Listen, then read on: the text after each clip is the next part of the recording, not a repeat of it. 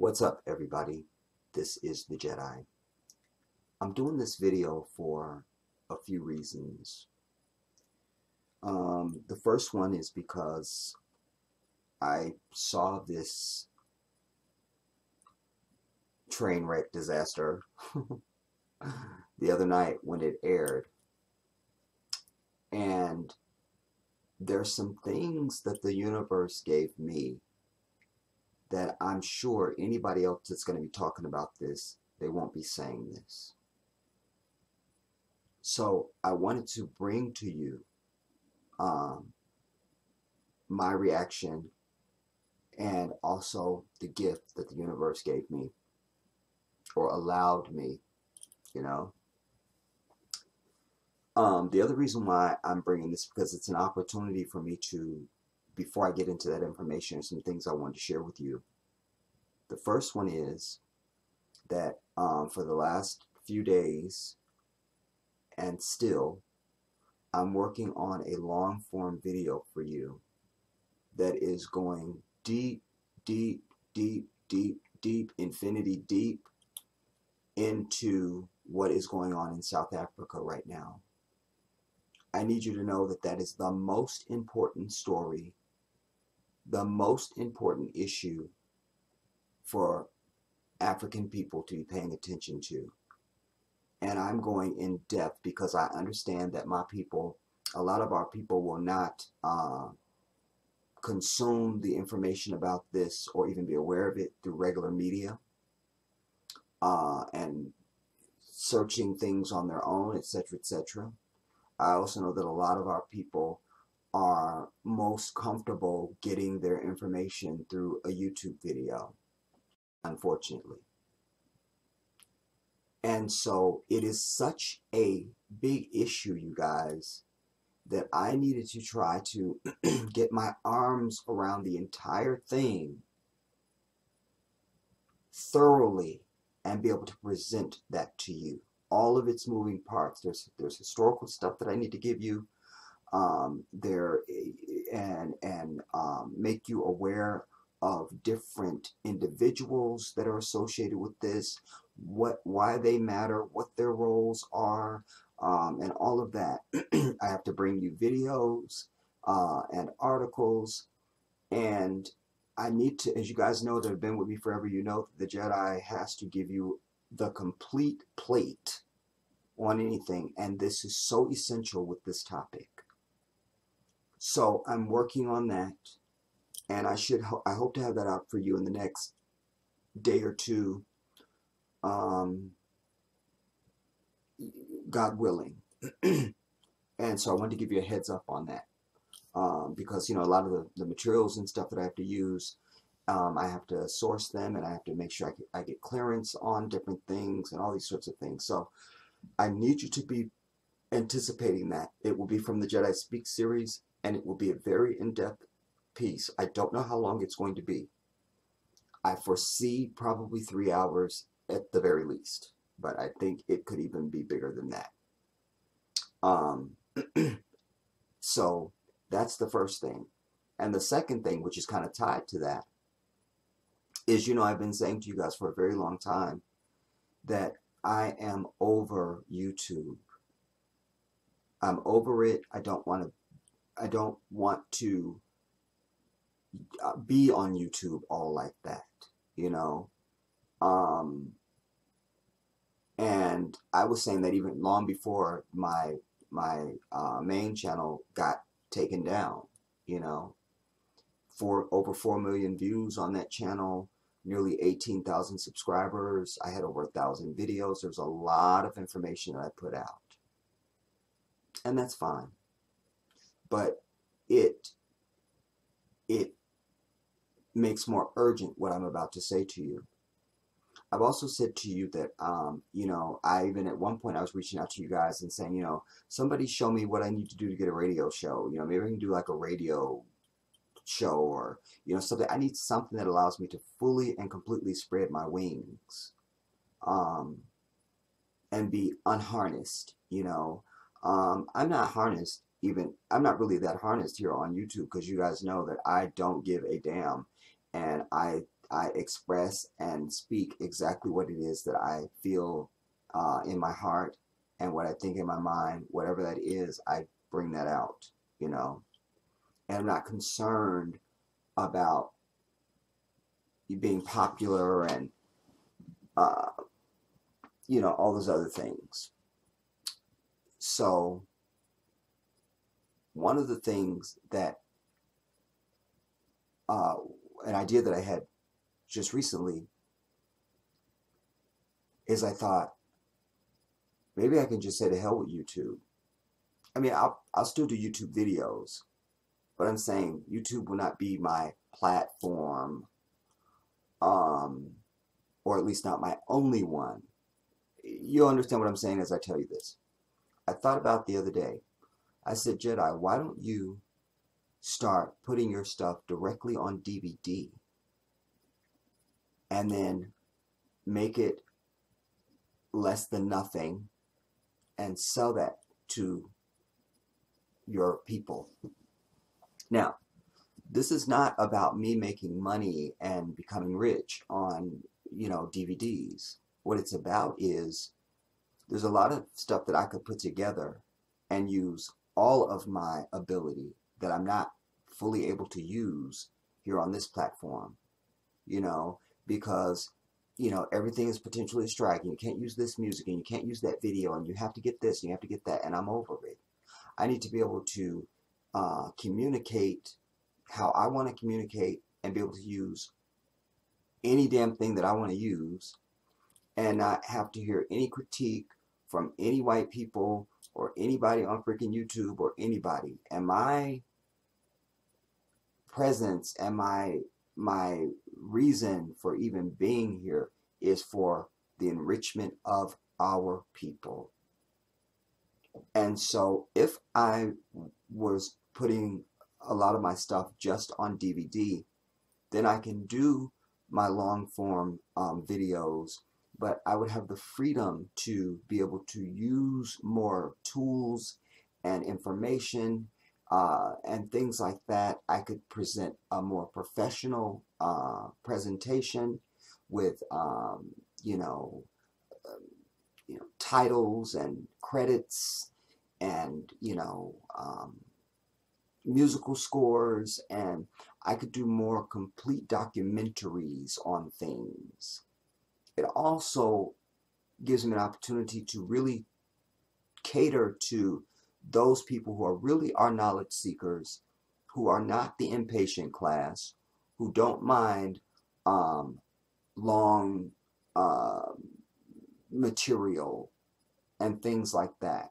You know, it's something we can get creative with. You know, we could even maybe start some kind of a club and have different rewards and things like that. It could even be a subscription-based thing where, you know, you could buy DVDs just whenever you want, but then some people, if they wanted to, they could be on a some sort of a subscription where I would make the commitment to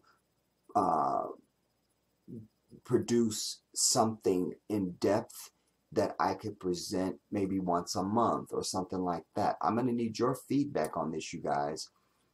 And not only that, but if this is not only something you would be interested in, but most importantly, would you support it? Because if I don't have the support, there's no need for me to do it. And it can't be 2 or 3 people. I'm putting this out now, and I'm going to begin talking about it more and more and mentioning it through my work so that I can see what type of a response I'm getting. You know, 1 or 2 people, like I say, is not going to be enough.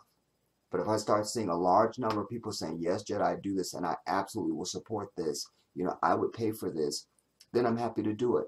And I'm talking about keeping the cost to something like maybe $5, you know. I can't see it being much more than that.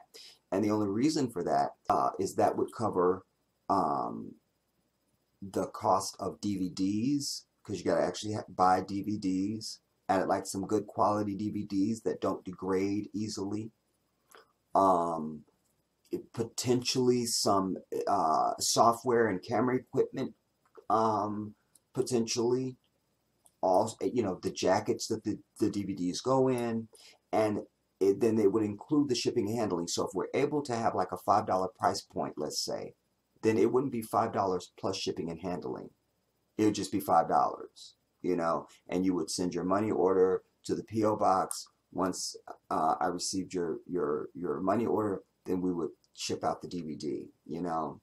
And then, you know, we could even talk about doing, you know, when I do a multi part series on things, you know. So maybe I have a topic and maybe it's a 4-part series or something like that. So that'd be a packet of 4 or something like that, you know. There's ways to finesse it, but I need to know if that's something that you would support, because I'm not really able to fully spread my wings and give you the entire entire capacity of my talents and abilities. You understand what I'm saying? I'm limited. I'm limited. I need to be able to be free to soar, but also, you know, my mission is to reach a large number of our people. And, you know, with something like a DVD that some people have in their hand, they can share it with other people. You know, there's all sorts of implications there. You know, I've always said since I was very young that I was sent here to change the world. That's why I was sent to Earth. You know, I remember from being very young. And, you know, when people say, what you want to be when you grow up? And I go, I'm here to change the world. You know, I've always known I was intensely unique and different from most of humanity, you know, and why you could put me in a room of 20,000 people and I would still feel alone. I'm just different. But I also am aware of what the Creator has given me and what my assignment is on Earth. I'm clear about that, everybody. I'm clear. So I don't want to speak too much about it. I want to get into this, but I just wanted to let you know that I need your feedback. You know, so even on this video, if you want to, you know, you can make a comment about the subject matter in this video, etc., etc. But then I'd also like to know what you think about this and would you support it? You know, yeah, because then I could see that being a springboard and a canal that could open up other possibilities. You see what I'm saying? Oh yes. Oh yes. Yes, yes, yes. DVD, homie. DVD. And one last thing I'll say about it, we'll get into this. The other thing that sparked it is because ever since I bought my newest computer that I bought, I think I bought this like 2 years ago, whenever it was. Some of you guys will remember because I was like, I don't want no Windows 10, but all the computers are coming with Windows 10 now, so I ended up Windows 10. I'm over it. But I found out recently that because I burn music to CDs, but I found out that Windows 10 doesn't have the capacity for DVDs. But now I do, because I was able to source the software that I need in order to be able to burn anything on my computer to a DVD. Anything. So, and in excellent quality. Like even when my nephew was here last summer, he knows some kind of place you can go to and you can get any movie. Wonder Woman had just come out and I didn't have to pay for it. We watched it on my 50-inch. Thank you, on the computer, HD, perfect, excellent quality. I actually saved it to my computer, so I actually put Wonder Woman on fucking DVD, bitches. Oh yes, the Jedi is dangerous now. So I thought about it, that this is something I could use for what I just expressed to you, you know. So anyway, now why I'm bringing this, you guys, is because, as I said, I saw this disaster unfold when it aired. Oh my God. And first of all, I know Richard Pryor's daughter, Rain Pryor. You know, we know of her, but I didn't know he had any other kids and who they were or anything. And in fact, when I think about Richard Pryor, I don't even think about him being a father. It doesn't really cross my mind. Maybe I'm not alone in that, you know. So when this guy shows up at the Apollo, I'm like, oh my God, he looks just like his father. Like he looks like Richard Pryor spit him out and said B. So let me see how long this article is. It's not long at all. Perfect. Now, so well, let's read the article, see what they're saying, and then I'll share with you what I really want you to walk away from this with, because I want to give you a different language to talk about this. You know, you'll be the person in the room when everybody else is just talking the regular gossip stuff. Richard Pryor's son was on Apollo, and they booed him off, and they said, no, the Jedi wants you to have more, you know, and you will be the smartest person, the most thoughtful person in the room. I understand that. Now, Richard Pryor's son receives massive wave of boos at the Apollo. The historic Apollo Theater in Harlem, USA, is known for not only breaking talent, but also breaking the hearts of hopeful talents. Showtime at the Apollo returned earlier this season with comedian Steve Harvey as its host, and kept the theater's iconic notables like Mr. Sandman and the Tree of Hope intact. Okay, first of all, they moved the Tree of Hope to the other side of the stage, everybody. That is blasphemy and heresy in my book. Understand this. That's first. Second of all, and probably the most egregious, they changed the damn opening theme to it. You don't always need to change stuff. Sometimes you capture lightning in the bottle the first time around, and it just doesn't need to be touched. It just don't. So I don't like this new opening theme, and everything doesn't have to have a hip-hop beat to it and all that kind of stuff. You know, the old theme used to be, even the whole intro, the everything, it used to be like the Apollo, but they have like these pictures of everybody that's great that ever played there. And dun dun dun dun dun dun dun dun dun dun. It's showtime dun, at the Apollo. It's showtime dun, at the Apollo. Let your body move. And they'd be like, it's showtime at the Apollo. And they start showing who's gonna be there, you know. And then they come back, and then you see them girls with the big feather fans or whatever, especially when they be in the aisle, and they'd be like, woo, woo, woo. They take a step, woo, to the beat. It's showtime. Oh man, it was my life. And then when they finish, all them and the male dancers be on stage. They go, oh, tonight, and you ready, you hyped, you know. Please welcome, you know, whoever, you know. So I'm upset about that, and we will be marching on the Apollo in protest of this issue. I understand that. All right. Secondly, okay, I guess Sandman died, you know, so we can't have the original Sandman.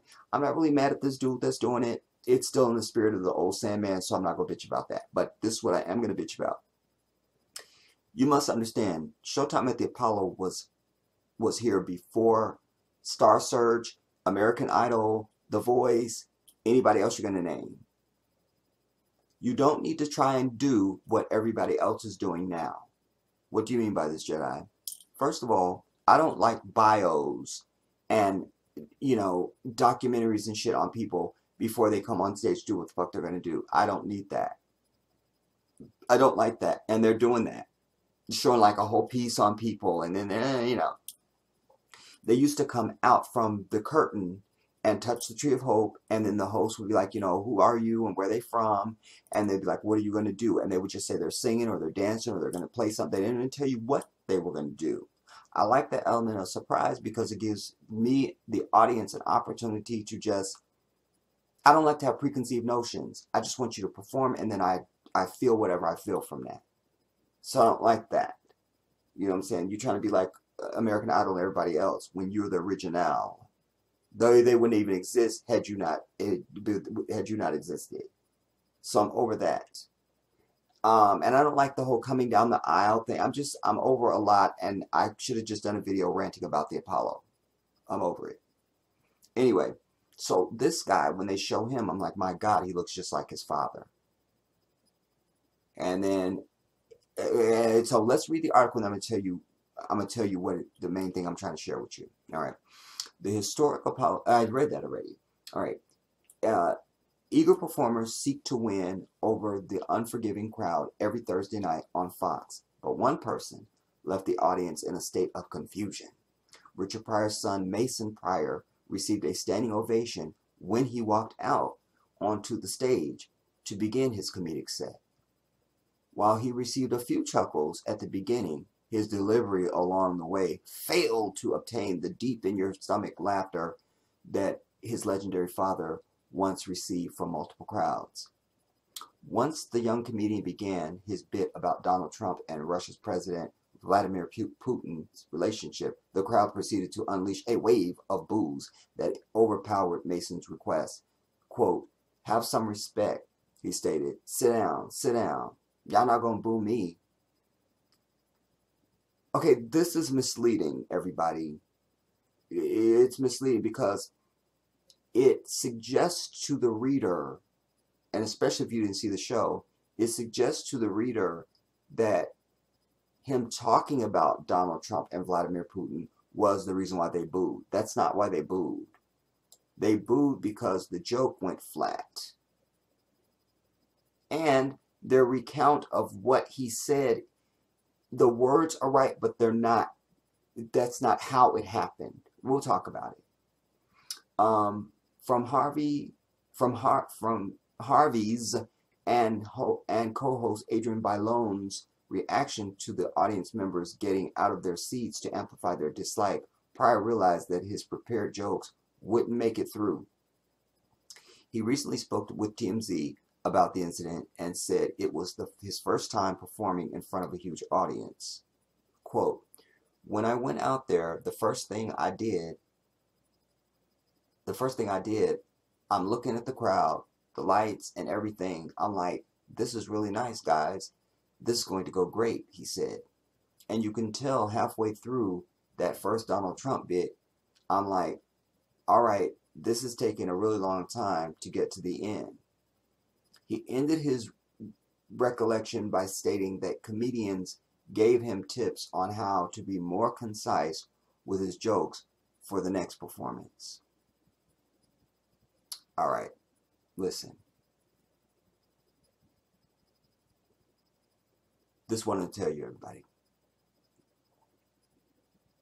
because this was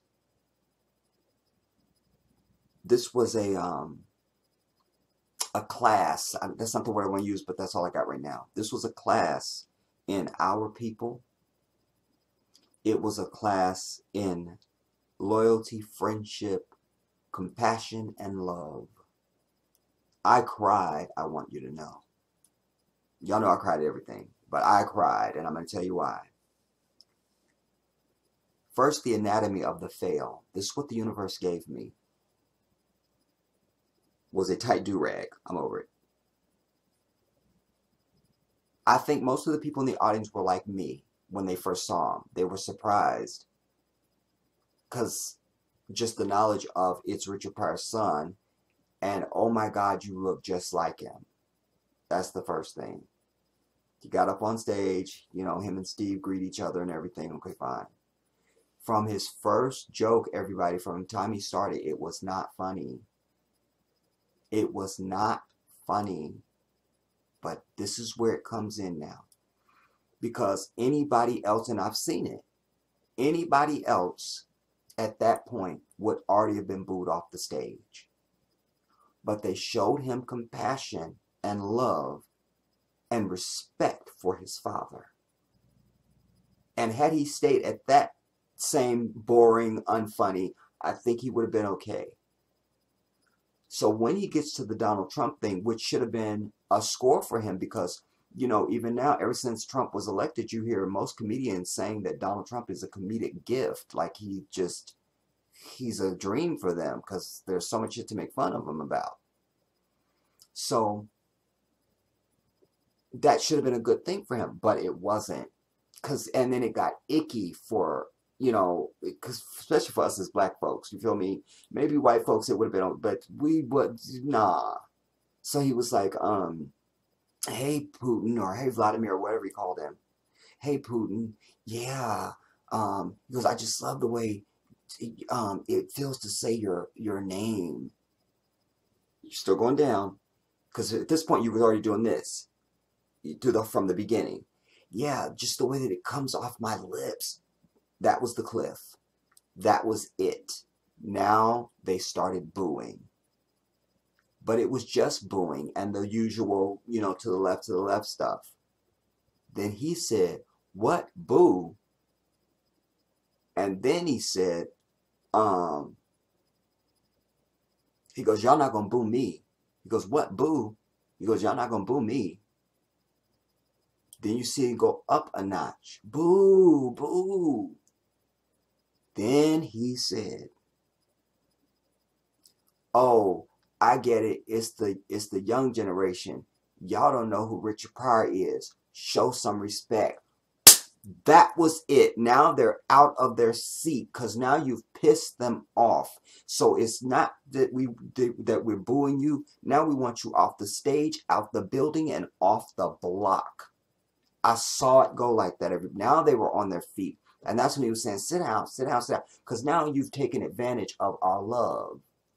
We've given you the respect, the nostalgic honor of your father. Because we would have booed you from the beginning.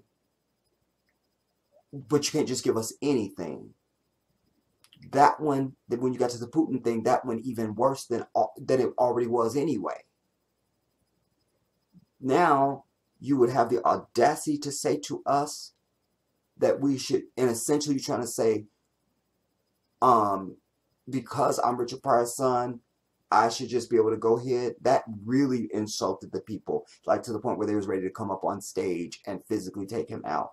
You could see it escalate. If you taped it, go back and watch it. So they turned on the siren and all that stuff, and Sandman came out, and he was walking off the stage.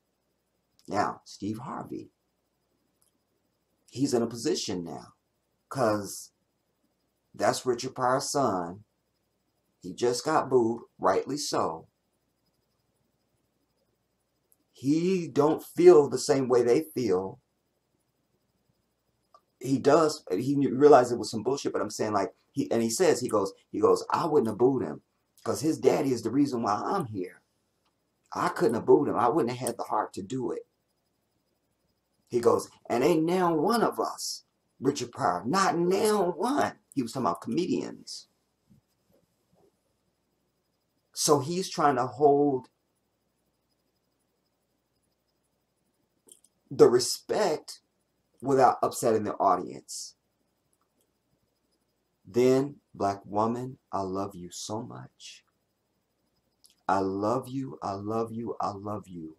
I say all the time, if our women love themselves, if you just loved yourself as much as I love you, it would be a new day. Because you are a foundation and a rock that never, ever wavers. Even in your imperfection, there are so many things to our women that you can count on. Count on. And what happens? First, you heard black women say, bring him back, Steve. Give him another chance. Let him do it again. Black women did that. Then you had the Johnny Come Lately brothers, as usual. Here they as come. Yes, Steve, bring him back. Give him another chance.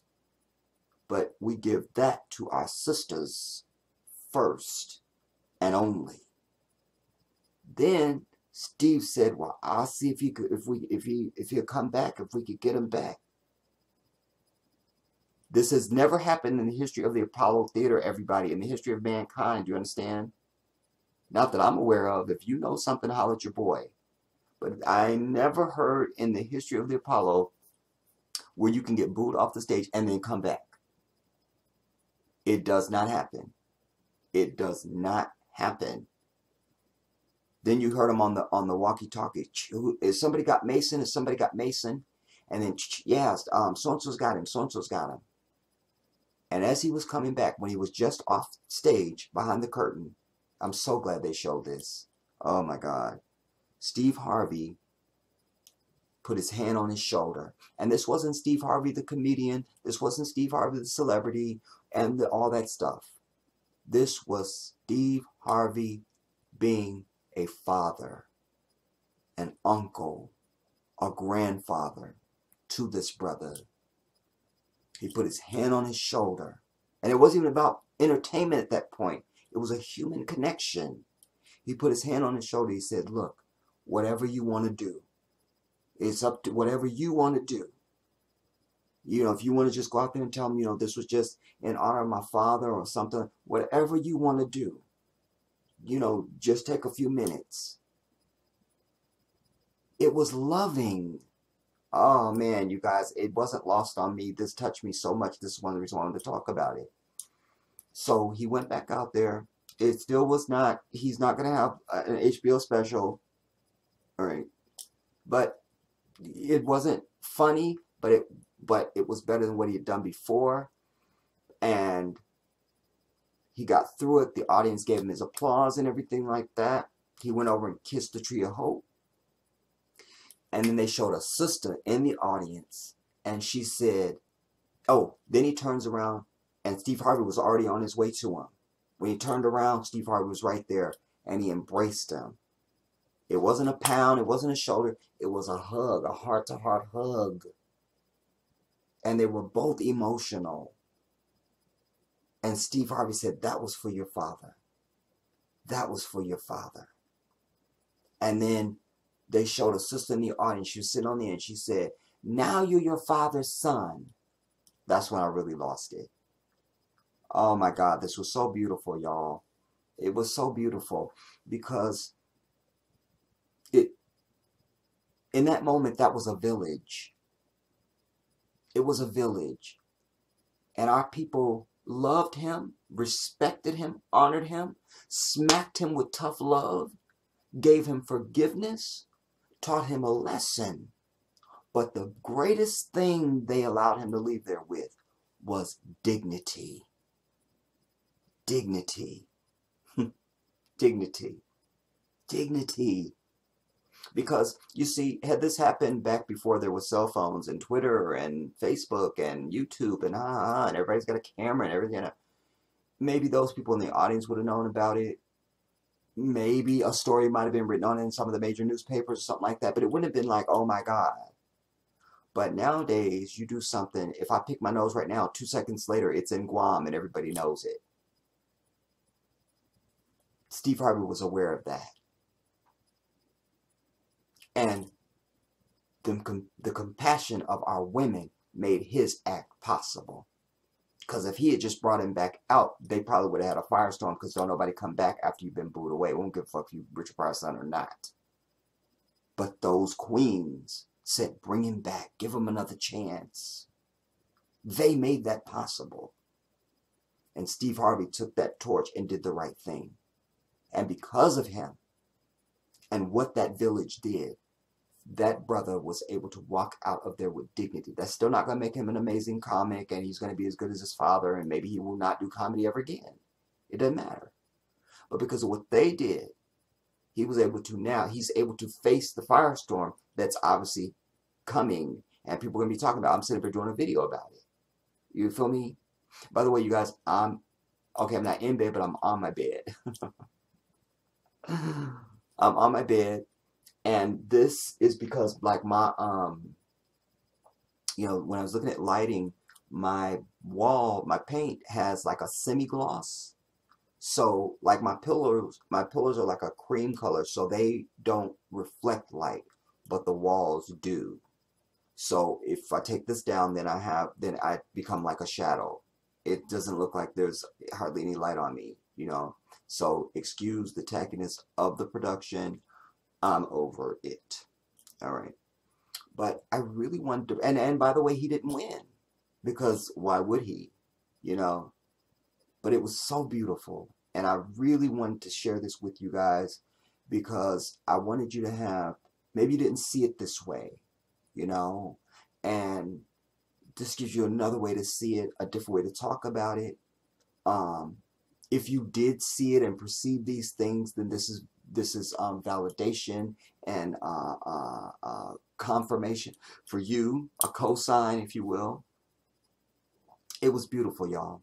It was one of the most beautiful things I've seen in television. And it was beautiful. It was beautiful. Wow. Wow. Like I say, he didn't win. And the person that did win was a sister. Her name was Sarah Ikufu, I think. Something like that. Sarah Ikufu. Anyways, y'all, I was crying at that too before he even came out, because she sang Glory from Selma. I love that song with everything about me. And she did something that that nobody's done with that song yet. The song on its own is emotional, it kills, it's everything. And John Legend does a fantastic job, you know. And when Yolanda Adams did it at the last concert they had at the White House for Michelle and Barack, Yolanda Adams killed the fuck out of that song. She did. But even that didn't do what this 16-year-old girl did. Because I promise you, y'all, it's like, I think she was possessed. I think the ancestors were all there in huge numbers. They were on the stage. They were floating. They were in the, I mean, they were in her, they're everything. Because when this girl sang that song, you guys, first of all, she wasn't even through the first phrase, and people stood up. And they stood the entire performance. They even showed Adrienne backstage. She goes, oh my God, they're already giving her a standing ovation. They didn't just give her a standing ovation. They gave her a standing ovation, standing performance ovation, because they stood up and they didn't sit down. And there was people in the audience that were crying. And I was so pleased about that, because I was having such an emotional reaction. Because for some reason, when she sang this song, I promise you, I felt and saw. I saw and felt every single dagger that has pierced our people. Every prayer of hope that's ever been sent up. I heard it and I saw it and I felt it. I promise you, I was back on the slave ship, and I could see and hear the prayers of our brothers and sisters that were in the bellies of the ships. Those that were jumping over, the women who didn't want their babies to be born into this. The sick ones, the ones who just couldn't take it and weren't going to do it and threw themselves over. I saw and felt the prayers and the hope and the sorrow of anybody that's ever worked in any field, you know, picking cotton or harvesting tobacco. I heard and saw the last prayers and felt the tears of anyone that's ever been lynched, who had hoses turned on them, who had dogs turned. I told you guys, she summoned all of that. And I can't be alone. I must not have been alone, because they stood up from the time she wasn't even through with the first phrase, basically. Or at least the first intro, whatever you call it. And they was already on their feet, and they stood the entire time. There was people in tears. It was so moving. It was so moving. And I promise you, last thing I'll say about it is, like, I want to sit down and talk with John Legend and say, tell me about when you wrote that song, and not the technical stuff. Don't tell me about that. Tell me about what happened that you haven't told anybody else. Tell me about that. And after he looks at me in shock and horror and wondering, how could I know this? I think there'll be a story to tell. That song is from somewhere else, everybody. It's not from John Legend. It's not from him. He was just the conduit, the vehicle. That song is from somewhere else. I proclaim. I proclaim. And this girl was the person to finally give us that identity. We already loved it, but she gave us the identity of where that song came from. It was so powerful. If you didn't see it, go and try and find it on YouTube. Like I said, I think her name is Sarah Ikufu. Just Google or just YouTube the Showtime at the Apollo or whatever, and you should be able to get it. Oh my God! And she won. You know, there was a little boy he was the cutest thing ever. I love this little kid. He called himself 100 or something like that. And if she hadn't been there, he would have won. Because he was good. He was doing something called surfboard, or no, hoverboard. And he was on a hoverboard, and it was like it was part of his body. The way he moved around and was dancing on that thing. You know, a hoverboard. I mean, he was good, y'all. Oh my God, he was amazing. He was amazing. Amazing. Wow. Anyway, I don't want to drag this out. I wanted to come and share that because it was such a profound night for me. You know, I was already very emotional after she sang Glory. And then, like I say, after when he came out and then what happened, and when I was able to recognize what I was witnessing with such clarity, it was everything. And I wanted to share that with you, you know. Wow. That moment made me proud of my people. Makes me proud of my people. Makes me proud. Makes me proud. And last thing I'll say, I promise this is the last thing. There's another sister. Before the girl sang Glory, something was moving already. Because before she started singing, there's a sister they showed her, she said, "Let him use you."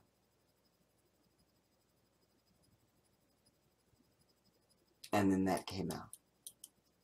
It was beautiful. It was beautiful. It was beautiful. Wow. So I just wanted to highlight to you the consistency, the gem that is our women. This was just another expression, you know, of that. It just, so thank you to Black women just for existing and being who you are, you know. Wow. And then everything else that went on, it was wonderful. It was just wonderful. It was wonderful.